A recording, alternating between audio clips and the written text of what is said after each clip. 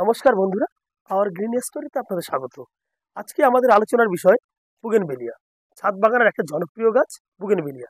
এই গাছের সম্পূর্ণ পরিচর্যা নিয়ে আজকে আমরা আলোচনা করব। একটি বুগেনভেলিয়া গাছকে আপনি টবে বসিয়ে প্রচুর পরিমাণে ফুল ফলাতে পারবেন। তার জন্য কি করতে হবে? আমাদের কয়েকটা স্টেপ ফলো করতে হবে, যেমন এর সফট পোনিং, হার্ড পোনিং, মাটি তৈরি, জল, খাবার, এইসব নিয়ে আজকে আমরা আলোচনা করব। এই স্টেপগুলো যদি আপনি যদি পরপর ফলো করেন, তাহলে এই গাছে প্রচুর পরিমাণে ফুল আসবে। তাহলে সেই স্টেপগুলো নিয়ে আজকে আমরা আলোচনা করছি। প্রথমেই আসছি এর সফট প্রুনিং নিয়ে। এই সফট প্রুনিং বলতে কি বোঝায়? অক্টোবর মাসের লাস্ট উইকে আপনি এর যে আগাগুলো আছে, দেখুন যে আগা যেখানে শেষ হয়েছে, এখান থেকে একটু একটু করে কেটে দেবেন, 1 ইঞ্চি 2 ইঞ্চি, এভাবে একটু একটু করে যতগুলো আগা আছে প্রতিটা আগা থেকে এভাবে কেটে দেবেন। এভাবে কেটে দিলেন। এইভাবে কাটলে কি হয়, যতগুলো আগা আছে সবগুলো কেটে দেবেন। আমি 2-4টে জাস্ট কেটে আপনাদের দেখালাম। এইভাবে সব আগাগুলো কেটে দেবেন। এইভাবে আগাগুলো কাটলে কি হয়, এর যে আগার যে এনার্জিটা, এটা নষ্ট হয়ে যাওয়ার পরে এর চারিপাশ দিয়ে প্রচুর পরিমাণে ছোট ছোট ছোট ছোট শাখা বের হয়। এই শাখাগুলো কি হয়, অক্টোবর থেকে নভেম্বর এই 1 মাসের মধ্যে পুরো সুন্দর করে শাখাগুলো তৈরি হয়ে যায়। এবং নভেম্বরের পর থেকে আপনার প্রতিটা যে আগাগুলো বেরিয়ে, যে শাখা প্রশাখাগুলো বেরিয়েছে, এতে প্রচুর পরিমাণে ফুল আসবে। এটা গেছে সফট প্রুনিং। এবার হার্ড প্রুনিং। হার্ড প্রুনিং আমরা কখন করব? হার্ড প্রুনিং করব হচ্ছে আমরা ফেব্রুয়ারি মাসের 10 তারিখ থেকে মার্চ মাসের 10 তারিখের মধ্যে। এখন প্রশ্ন হচ্ছে, এই ফেব্রুয়ারি মাসের 10 তারিখ থেকে মার্চ মাসের 10 তারিখের মধ্যে আমরা হার্ড প্রুনিং কেন করব?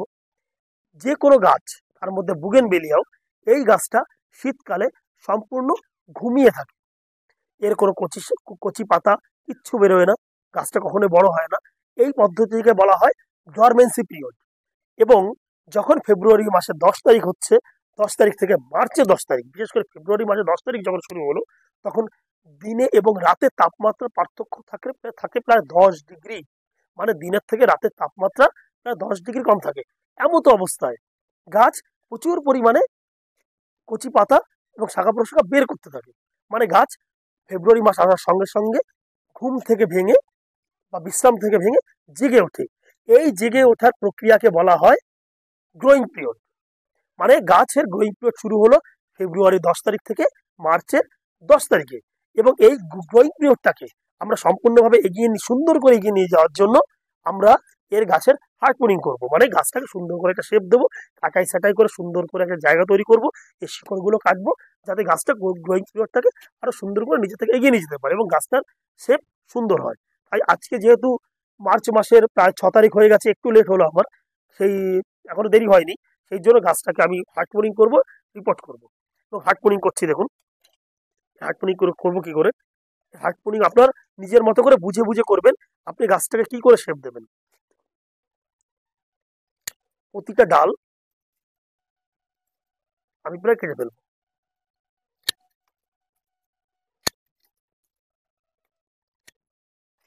দেখুন আমি হার্ড পোনিং করে দিচ্ছি, কত বড় বড় ডাল দেখুন আমি কেটে ফেলে দিচ্ছি। এরপরে কি হবে, এই গাছের যে ডালগুলো কেটেছি এখান থেকে প্রচুর পরিমাণ শাখা প্রশাখা বেরোবে, গাছটা আরো আরো খুব সুন্দর ঝাঁকড়া হবে এবং সেখানে আরো বেশি আমরা বেশি ফুল পাবো। এর সঙ্গে কি হবে, এর কিছু কিছু দুর্বল ডাল আছে, সেগুলো আপনি গোড়া থেকে কেটে ফেলবেন, রাখবেন না। এই যেমন এটা, এই একটা দুর্বল ডাল, এটা, এটাও। আমার হার্ড পোনিং কমপ্লিট হলো। গাছ ছোট, গাছের যে ছোট ছোট পাতাগুলো আছে সেগুলোকে আমি কেটে ফেলবো। দেখুন আমি গাছটাকে হার্ড পোনিং করে দিয়েছি।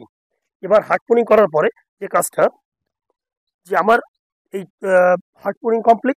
হার্ড পোনিং এর পরে অতি অবশ্যই ফাঙ্গিসাইড আপনি প্রতিটা কাটা জায়গায় লাগিয়ে দেবেন।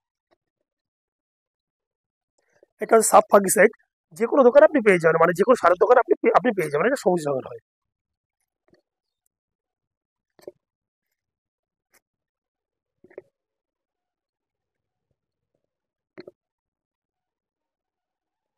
ফাঙ্গিসাইড লাগানো কমপ্লিট। এবার যেহেতু আমরা এই পটটাকে রিপোর্ট করব, তার জন্য আমাদের মাটি তৈরি করতে হবে। মাটি আমরা কিভাবে তৈরি করব? একটা বুগেনভেলিয়া গাছ আপনি নার্সারি থেকে আনলেন, আনার পর আপনি আপনার বাগানে লাগিয়ে দিলেন, আর কোনো পরিচর্যা করা দরকার নেই। কিন্তু আপনি যদি এটাকে টবে বসান, সেই মাটি এনে টবে রাখলেন, গাছটাকে বসিয়ে দিলেন, এভাবে কিন্তু গাছ কখনোই সেভাবে ভালো হবে না। হয়তো গাছটা মরবে না, কিন্তু সঠিক ফুল ওরা কখনোই সেভাবে দেবে না, কারণ টবের মাটি সীমিত। টবে এই গাছটার চাহিদা মতো একটা মাটি আমাদের তৈরি করতে হবে। সেই মাটিটা যদি আপনি তৈরি করেন তাহলে গাছে প্রচুর পরিমাণে ফুল দেবে, এবং সেই মাটি তৈরি করার আহ, যে প্রক্রিয়াটা, সেই প্রক্রিয়াটা আপনাকে আমি দেখাচ্ছি। এই মাটি এর জন্য আমি কি করব দেখুন। এর জন্য আমি নেব 1 ভাগ গার্ডেন সয়েল। আমি এই 8 ইঞ্চি থেকে 10 ইঞ্চিতে আমি বসাবো। এই 10 ইঞ্চিতে বসানোর যে যতটুকু মাটি লাগবে, যে যে সার লাগবে, সেটাই আপনাকে আমি বলছি। এর ক্ষেত্রে কি করব আমি, 1 ভাগ, সরি, 2 ভাগ গার্ডেন সয়েল।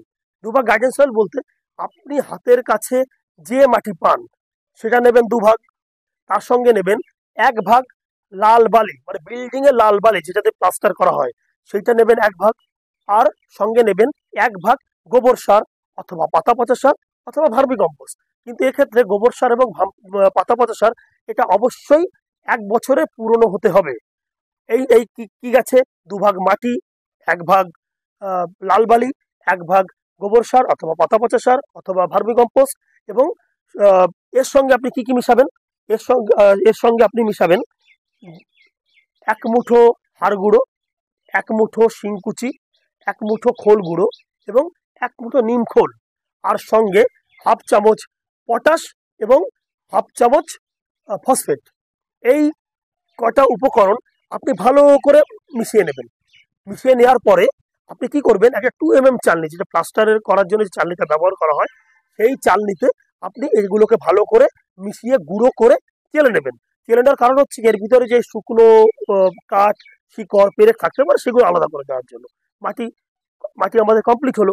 মাটি একটু কমপ্লিট করার পরে এবার আমাদের কাজ কি, টব বাছাই। আমি যে মাটিটা আপনাকে বলেছি, এটা আমি 10 ইঞ্চির মাটির জন্য বলেছি। আপনি এর পরিবর্তে 12 ইঞ্চি টবও ব্যবহার করতে পারেন, 14 ইঞ্চি টবও ব্যবহার করতে পারেন। সেক্ষেত্রে যে ভাড় গুঁড়ো, শিংকুচি, নিমখোল, খোল গুঁড়ো যে 1 মুঠো করে বলেছি, এটাই নেবেন, এর বেশি নেওয়ার দরকার নেই। কিন্তু আপনি যদি হাফ, মানে 8 ইঞ্চি টবে বসান, তাহলে কিন্তু আপনাকে হাড় গুঁড়ো, শিংকুচি, নিমখোল এগুলো ½ মুঠো করে নিতে হবে, এবং ½ চামচ পটাশ এবং হাফ চামচ ফসফেট নেবেন। কমপ্লিট হলো। এবার আমি এটাকে রিপোর্ট করব। দেখুন, আপনার যে রেশিওতে মাটি বলেছি, সেই রেশিওতে অলরেডি আমি মাটি রেডি করে রেখেছি। এখানে আগে থেকে রেডি করে রেখেছি মাটিটা। এইবার হচ্ছে টব নির্বাচন, যেটা আমি কোন টবে বসাবো। এটাকে প্রথমে আমি বসিয়েছিলাম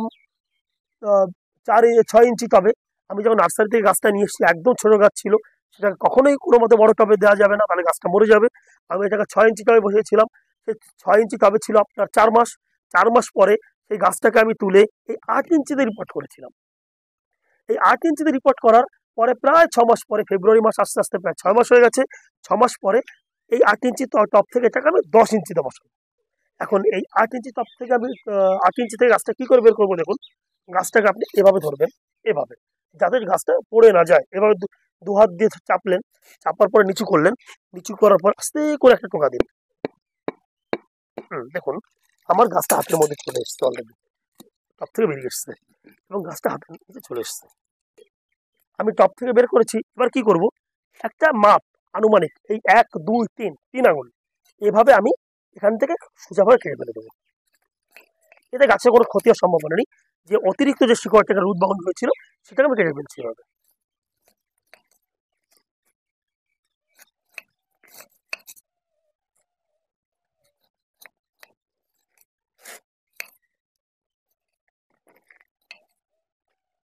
দেখুন, শিকড়ের কাটার সাইডটা কমপ্লিট। এতে গাছের কোনো ক্ষতি হবে না কখনোই। আমি এভাবেই প্রতি বছর করি। কাটার সাইডটা কমপ্লিট হলো। এবার টব নির্বাচন। যেহেতু আমি টবে মাটি, এটাকে রিপোর্ট করবো, নিচে রাখছি একটু। 8 ইঞ্চির পরে, যেটা আপনাকে একটু আগেও বলেছি, আপনি অবশ্যই টব নির্বাচন করবেন 10 ইঞ্চি অথবা 12 ইঞ্চি অথবা 14 ইঞ্চি। এর নিচে টব করলে কিন্তু গাছ ভালো হবে না, কারণ এই গাছের শিকড়টা একটু ছড়াতে ভালোবাসে। তার জন্য আমার একটু বড় টব নিতে হবে, যাতে মাটিটা বেশি বেশি ধরে। এবং আমি বেছে নিয়েছি প্যারালাল টব, কারণ এর সমান এটা।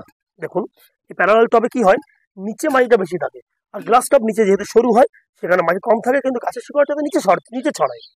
আবার উপরে তো মাটি থেকে বেশি লাভ নেই। তার জন্য আমি এই প্যারালাল টব পছন্দ করেছি, এবং প্যারালাল টব পছন্দ করার মানে নিয়েছি 10 ইঞ্চি টবই নিয়েছি। এরপরে যেটা অতি গুরুত্বপূর্ণ কাজ সেটা হচ্ছে ড্রেনেজ সিস্টেম। এই ড্রেনেজ সিস্টেমটাকে সঠিক করা। এর জন্য কি করতে হবে, একটা খোলামকুচি নিতে হবে, সেটা হাঁড়ি ভাঙা হোক কলসি ভাঙা হোক। একটা খোলামকুচি নেওয়ার পর এর যে দিকটা উপরিভাগ সেদিকটা টবের নিচে দেখুন একটা ছিদ্র আছে, ঠিক সেখানে আমি রেখে দেবো। ছিদ্রটাকে এই খোলামকুচিতে আটকে দিলাম। এই যে ছিদ্রটাকে আমি আটকে দিলাম। আটকে দেওয়ার পরে বালিচালা পাথর, লাল বালিচালা যে পাথর, প্লাস্টারের মানে পাথর, এগুলো দিয়ে আমি 1/2 ইঞ্চি একটা পরত তৈরি করবো। দেখুন 1/2 ইঞ্চি একটা পরত তৈরি করেছি। এবার কি করব, আমি এর উপরে বিল্ডিং এর যে লাল বালি তাই দিয়ে একটা 1/2 ইঞ্চি পরত তৈরি করবো। একটা হাফ ইঞ্চি পরত তৈরি করলাম, কমপ্লিট হলো। এবার আমি এটা মাটি দেবো। আমি যে রেশিওতে বলেছিলাম সেই রেশিওতে আমি 10 ইঞ্চি টবের জন্য একটা মাটি তৈরি করে রেখেছি অলরেডি।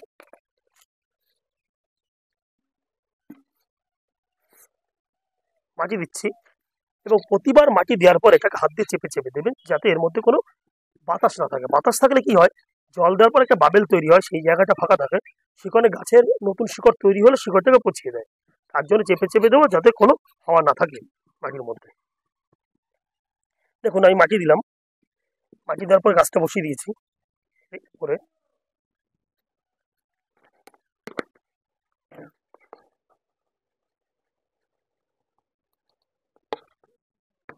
আমি যতবারই মাটি দেবো আমি হাত দিয়ে চেপে চেপে এভাবে দেবো।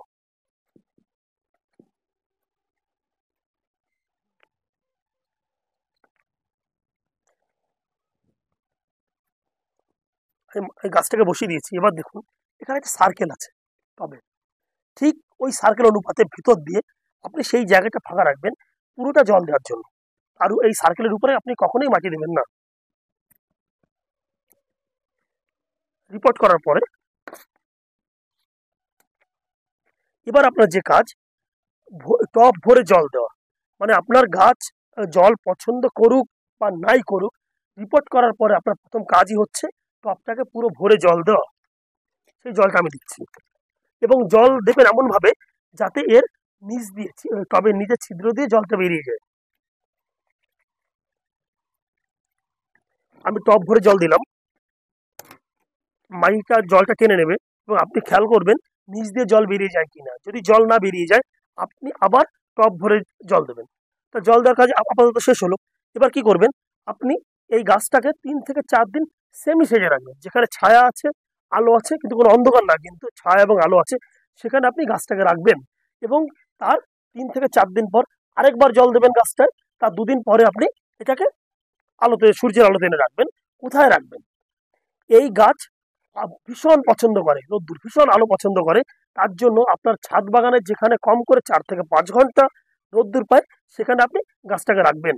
তাহলে কি হয়, আহ, রোদ্দুর পাওয়ার পরে যখন গাছে প্রচুর ফুল হয়, ওই ফুলগুলোর কালারটা খুব সুন্দর আসে। কিন্তু আপনি সেমি সেজে রাখলেও ফুল হবে, কিন্তু কালারটা ঠিক অতটা সুন্দর আসবে না। তাহলে আর এমনি যখন আপনি রাখার পরে যখন জল দেবেন কি করবেন, এর উপরে যে লেয়ারটা আছে সেই লেয়ারটা মোটামুটি একটু শুকিয়ে গেলে তখন আপনি এটাকে আবার পরিপূর্ণ করে জল দেবেন। মানে আপনি একটু বুঝে বুঝে জল দেবেন। আর জল দেওয়ার কাজটা শেষ হলো। এরপরে আসছি এর খাবার। এর খাবার বলতে আপনি মাসে একবার 1/2 চামচ পটাশ এবং 1 চামচ ফসফেট, আবার বলছি 1/2 চামচ পটাশ এবং 1 চামচ ফসফেট এর গোড়া চারিপাশে একটু খুঁচে দিয়ে সেখানে ছড়িয়ে দিয়ে জল দিয়ে দেবেন। এটা হলো মাসে একবার। আর কি দিতে পারেন, তরল সার, মানে খোল জল অথবা বাদাম খোল, যে কোনো একটা। আমি খোল জলটা বেশি পছন্দ করি। খোল জলটা কি করবেন, কিছু খোল নেবেন, সেটাকে 5 দিন পচাবেন। পচানোর পরে সেটাকে ছেঁকে ছেঁকে ওর ভিতরে যে খোলে গুঁড়োগুলো আছে পচে গেছে সেগুলো আপনি আলাদা করলেন এবং ওই জলে আরো 20 অনুপাতে জল মেশাবেন। মানে 1 লিটার যদি আপনার খোল জল হয় সেখানে আপনি তার সঙ্গে আরো 20 লিটার জল মেশাবেন, মানে 1:20। এই অনুপাতে জল মিশিয়ে আপনি এটা এই গাছে দেবেন। এবং জল দেওয়ার মানে খোল জল দেওয়ার আগের দিন অবশ্যই, খোল জল দেওয়ার আগের দিন আপনি টবে টবে ভরে জল দেবেন। তারপরের দিন সকালে অথবা সন্ধ্যার সময় আপনি খোল জল দেবেন। এটা হচ্ছে 15 দিন পর পর।